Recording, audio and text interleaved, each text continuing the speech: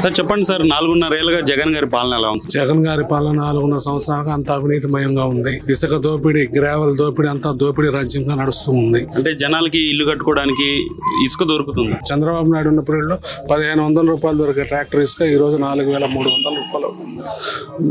ఆ రోజు చంద్రబాబు నాయుడు ఇసుకలో తిన్నారు ప్రతిపక్షం, ఈ రోజు అధికార పక్షంలో ఉండి వీళ్ళంతా తిన్నారు. ఆ ఇసుక అంతా దోపిడీమయం. ఇప్పుడు నెల్లూరులో టిట్కో ఇల్లు కట్టారు కదా సార్, అది అందరికి ఇచ్చారా? లబ్ధిదారులకు ఎవరికి ఇవ్వలేదు కదండి. ఆయన రంగులు వేసుకున్నాడు, ఆ విధంగానే పెట్టున్నాడు. లబ్ధిదారులకు ఇస్తే పేద వర్గాలన్నీ ఆ ఇళ్లలో చేరుతాయి కదా, అవి కూడా అట్లానే పెండింగ్ లో పెట్టినాడు. నిత్యావసర వస్తువులన్నీ ధరలు పెరిగాయి కదా సార్, దీని మీద మీ స్పందన ఏంటి? ప్రతి వస్తువు ధరలు పెరిగినాయి. పేద మధ్యతరగతి కుటుంబాలు కొనుక్కొని తినే పరిస్థితిలో లేరు. ఈసారి నెల్లూరు సిటీలో ఏ జెండా ఎగరబోతుంది సార్? నెల్లూరు సిటీలో ఈసారి పక్కాగా నారాయణ సార్ గెలుస్తారు. 100% నారాయణ సార్ గెలుస్తారు. 2024లో సీఎం సీట్లు ఎవరు ఉంటారు? 2024 సీఎం సీట్లు చంద్రబాబు నాయుడు గారు ఉంటారు. నారాయణ గారి పేరు చెప్పగల మీ మనసులోంచి వచ్చే మాట ఏంటి? నారాయణ అంటే అభివృద్ధి, అభివృద్ధి అంటే నారాయణ.